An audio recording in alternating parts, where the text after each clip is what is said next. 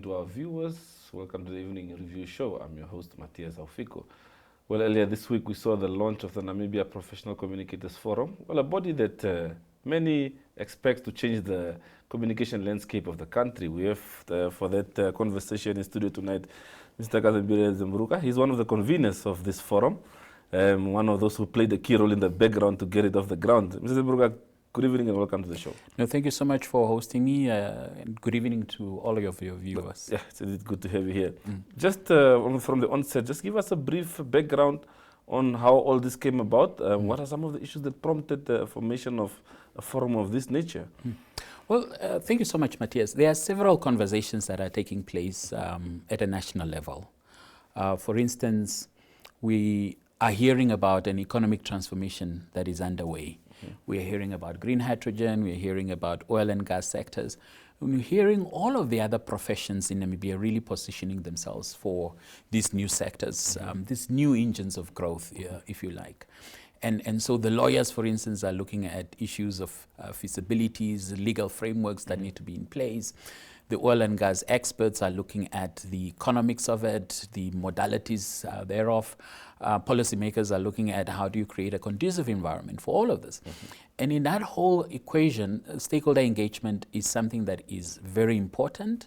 And we think that for projects of this nature and for national initiatives of this nature to really take off, you need the buy-in of all stakeholders. And who's responsible for stakeholder management? Who's responsible for mapping out who are the stakeholders? How do you engage them? At which point do you engage them? So that there is buy-in. Those very people are not sitting around the table. And we are talking about professional communicators. So there is a national conversation underway where we are not participating meaningfully. Another national conversation that is underway is obviously around creating a national brand and identity for the country. We are globally competing for investments. As a jurisdiction, we are fighting for tourists. The Minister of Environment just this week was telling us we had close to 800,000 tourists visiting the country. However, we are part of a region that is highly competitive in terms of attracting tourists. So how do we create an identity around Namibia? When our sportmen and women go and compete, how do we make sure that they are carrying the Namibian flag and others are able to notice this country? And the professional communicators are not to be found in that conversation. So there are so many national conversations that are taking place. We can name them.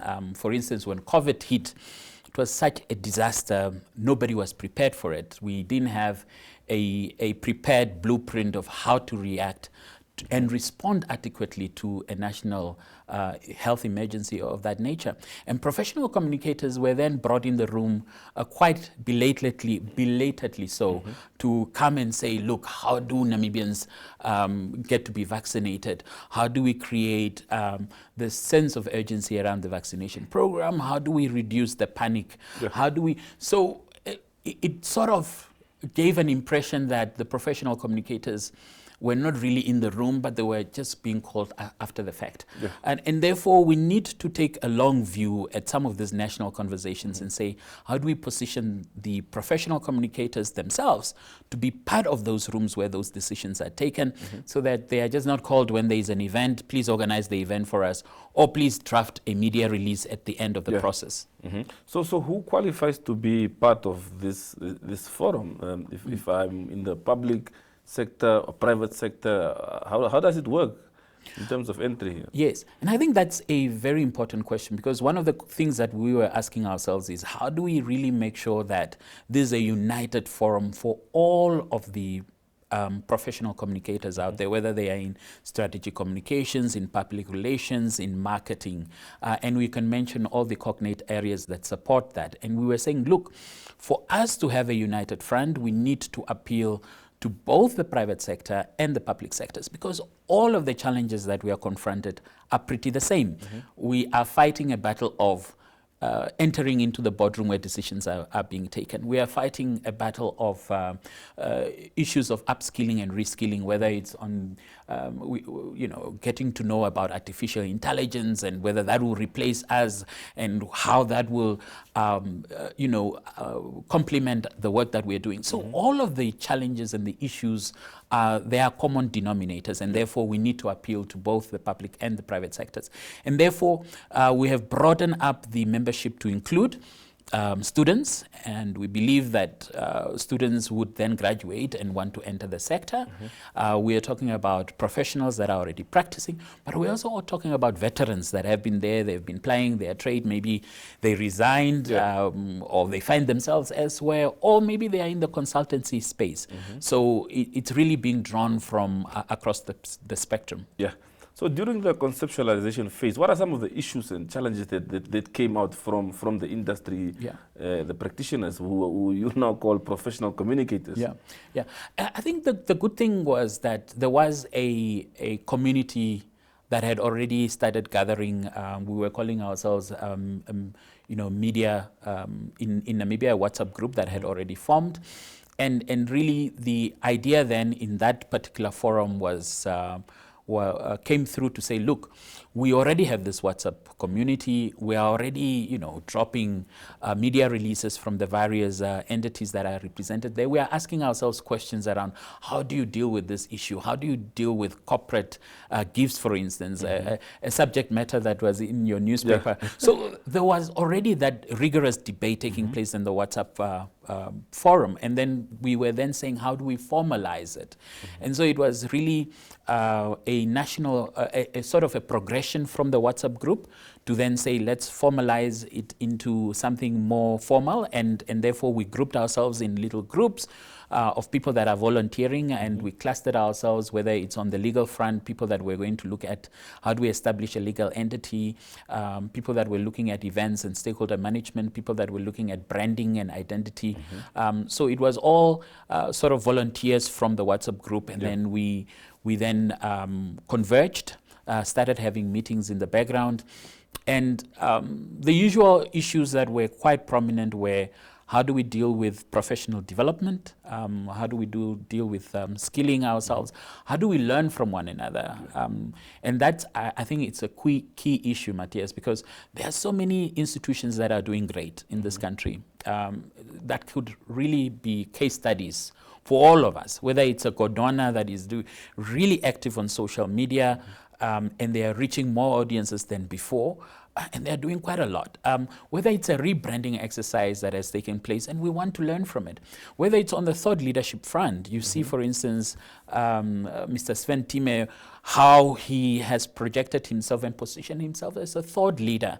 And really that's part of a case study that potentially we can learn from as public relations officials and practitioners, to say, what are the do's and don'ts? How have other people positioned themselves and succeeded? And we can learn from those.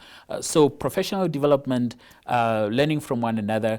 And the third one that we looked at was around networking, because we want to pair upcoming practitioners with more senior ones so that they are able to show them the ropes.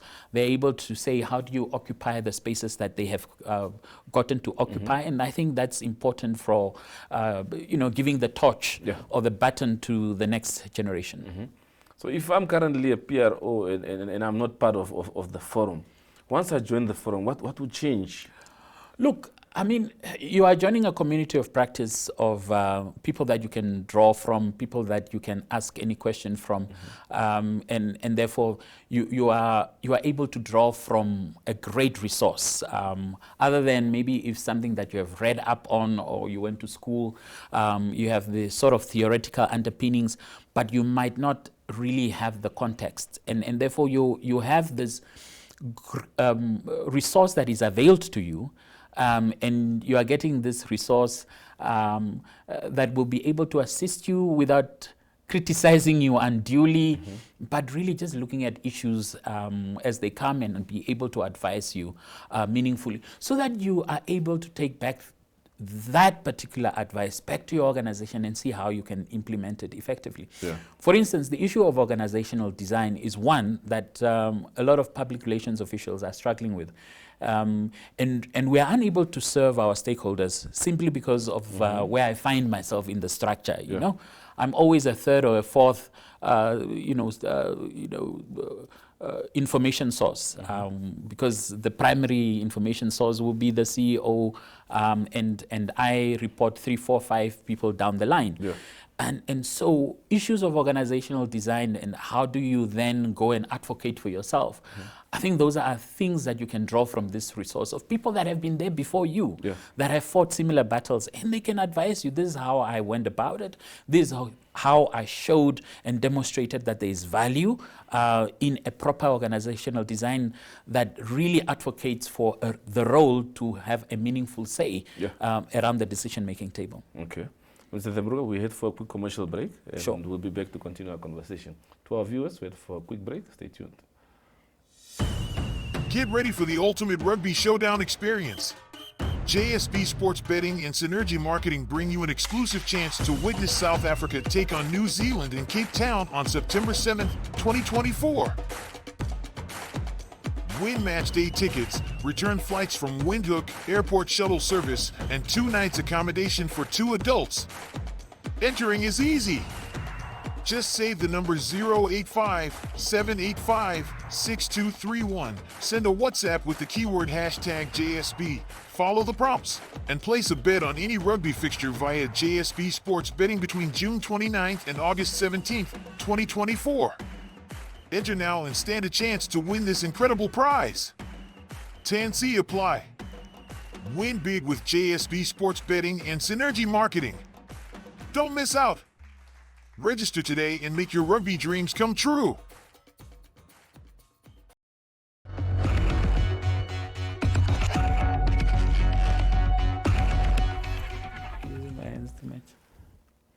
Oh, welcome back from the short break. Mr. Zemburuka, just to continue our conversation, you spoke of professional development earlier on, and there's always been this perception, whether real or perceived, that PROs tend to be more reactive to things and happenings that occur.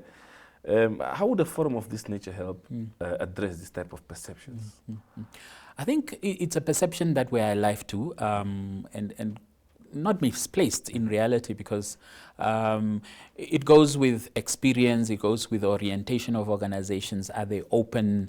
Are they transparent, for instance? And those are quite, what are the values of a certain organization that you are representing? There could be also, personal beliefs of certain individuals within that entity. Mind me, there are people that believe that media are not supposed to be engaged at all. You only engage them when you have an event. You only engage them when you have something to say. So we need to be dealing with those entrenched sort of beliefs. When do you want to have a sound media relationship? And that will take a long time to educate our organizations and the institutions that we represent to be more open. And I think in the public space, we have seen a transformation on the transparency front. But also we are seeing, for instance, the Access to Information Act, once it's fully gazetted and operationalized, the media will, for instance, then, and other stakeholders will have access to institutions than ever before. That will obviously help. And to the point around, whether we are reacting or whether we are being proactive, I think once we open up the space to say, look, as a country, our ethos are transparency, our ethos are accountability, and those are well enshrined, I think the logical conclusion or the logical thing that will follow is then let me position myself to make sure that I deliver information to my stakeholders, not only when they are demanding it, but being proactive and saying, what is the information that is at my disposal that will be required by a particular stakeholder? How do I make that accessible to them? Once we start doing that, then it demystifies this whole thing. It takes away the secrecy. And therefore, when the media is calling you about a particular thing, It's no longer let's try and hide in a corner, but that information is already available in the public domain. Or if it's not available, I can quickly disclose it in the manner that I need to. So it will take some time for us to mature in that space. But to your earlier question around professional development, I think these are issues that we can discuss internally as a forum. These are standards that we can start developing as a forum to say, look, these are the parameters in which you need to work. These are the basics that are required, and these are the principles that support the work, so that we are able to deal with those perceptions more meaningfully. Yeah. Now, I know some of the queries that I saw online following the launch of the forum was someone asked, is this going to be something whereby if I want to enter the industry, I need to apply for licensing or certification? How will it work? We are not there yet. The Minister of ICT, when she launched the forum, put this challenge to the membership to say, look, in other professions, there are some certifications that happen before you can practice in any profession. The law is one where you need to go for legal education and things like that. But those are mandated by an act of parliament, or there is an established law that supports that, whether it's in the medical field or in the legal professions. What we need to be mindful of is that obviously for a profession like this, I think what we can start doing is put a self-regulatory regime in place to say, look, let's agree on basic standards first. What are the proficiencies? What are the skills that you need? What are the ethical issues that you need to be mindful of? Because technology has quite advanced in several respects. I mean, you have deep fakes. You have a lot of technological platforms that can manipulate information in all manner of ways, and therefore let's agree on the ethics around that. Let's agree on the standards around that. Once we are able to sing from the same hymn book around the standardization of some of these things, then we can take it a step further and say, look, for you to practice and become an entry-level practitioner, you need to have done all of these modules, including public speaking, or including how to draft a media release or stakeholder engagement team marketing concepts and things like that. But I think that will be a long shot. What is immediate for us now is let's agree on the standards, let's embed those, let's innovate, let's collaborate and see how that goes. I know as far as technology is concerned, we as an industry, as far as the media is concerned, face several challenges, some which of course we have to tackle head on, some we have to embrace. As for professional communicators, especially the issue of misinformation and disinformation, how do you see the forum really equipping communicators with the necessary skills and tools to fight things such as deepfake that you mentioned on earlier on? I think it's not going to be easy. Technology is obviously something that is way miles ahead than some of us, and we need to catch up, basically.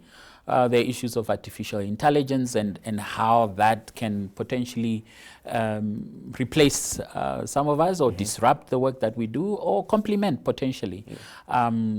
So there are many tools right now. If you go, for instance, on a particular tool, it will be able to write a media release for you just like that at the click of a button. And then you need to think of what are the ethical issues around that. Is it self-generated work? To what extent can you own up to that media release that has been prepared in that manner and that has been shared widely? And there are also tools that are able to pick up that this is a media release that has been generated by a bot. So those are all things that we need to reflect on and say, look, can this tool help you in terms of maybe getting the language right, but the content, you can still own it and you can still verify it and you can still stand for it. So those are all issues that we need to be confronted with. And I think we can potentially learn from others, we can learn from one another as well. And then there are issues of propaganda, there are issues of deep fakes, and so the public is at a loss because they are being bombarded with all of this information from all manner of entities, and they can't tell them whether it's real, whether it's fake. And for us is to start reflecting on how do we then ensure that there is credible information that is coming from our institutions, how do we brand it, how do we source it appropriately, so that the public can tell that this is coming from institution X, or this is not coming from a credible site. Yeah. So, and part of the equation is also about digital literacy and equipping our people and our stakeholders out there to be able to make those distinctions quite clear. But for me, we need to embrace some of the tools. I see no way of us not embracing them. I see as taking the position that these tools can complement our work.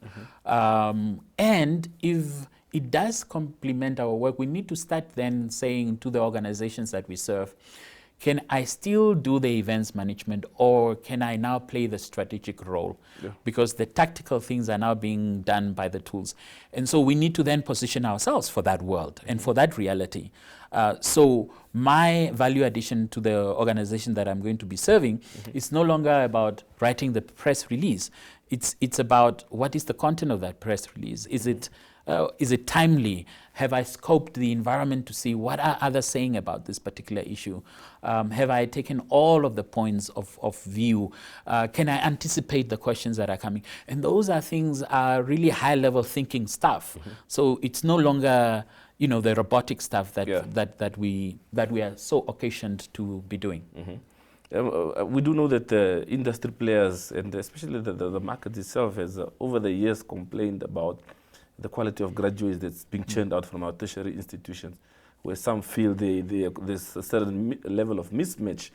What would the forum do as far as ensuring that those students looking to venture into the industry, the institutions where they come from, they really meet the need of what you need in the industry?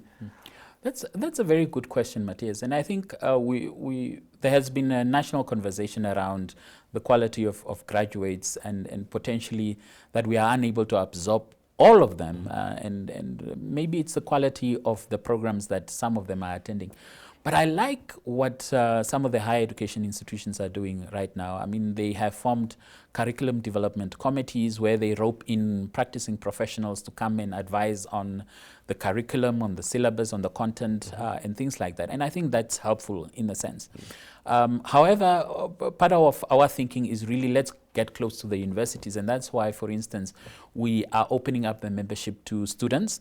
We are also opening up the membership to academics who are practicing so that they are able to pick up some of the latest trends that are there, the context that we find ourselves, and they are able to marry the practical to the theory. And some of them, some of the lecturers, for instance, at our higher education institutions are themselves practicing, professionals. They go there at night to go and deliver classes and things like that. So we like the fact that there is a sort of a structure where professionals can access higher education institutions. But for us as a forum, I think those things need to be intensified. They need to be formalized. We need to be saying, in terms of the earlier question around standards, we need to be able to say, look, these are the ideal standards when you are when you are offering a program on public relations, when you are offering a program on corporate social investments, this is what you need to have as a sort of a basic course. You can always layer it and do other things that conform to the NQA and the other standard institutions, but we want some basic standards for for your public relations people that will be coming out of this program.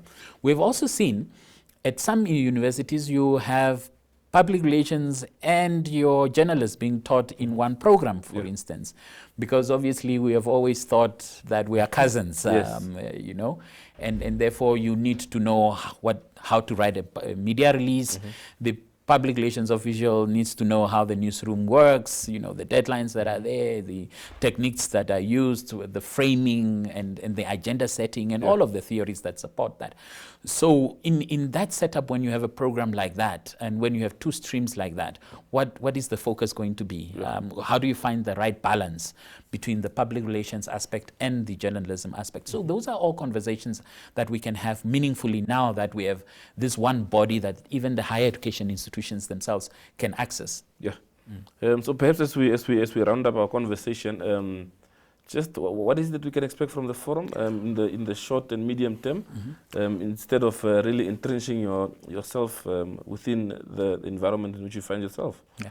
Well, we are on a drive to formalize the forum right now. We have opened up our social media accounts. We are on LinkedIn present and also on Facebook.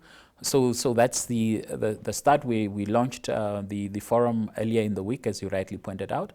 But we are going to go on a huge membership drive to try and onboard members. And obviously we need to present them. This is the value proposition. These are the things that you can anticipate.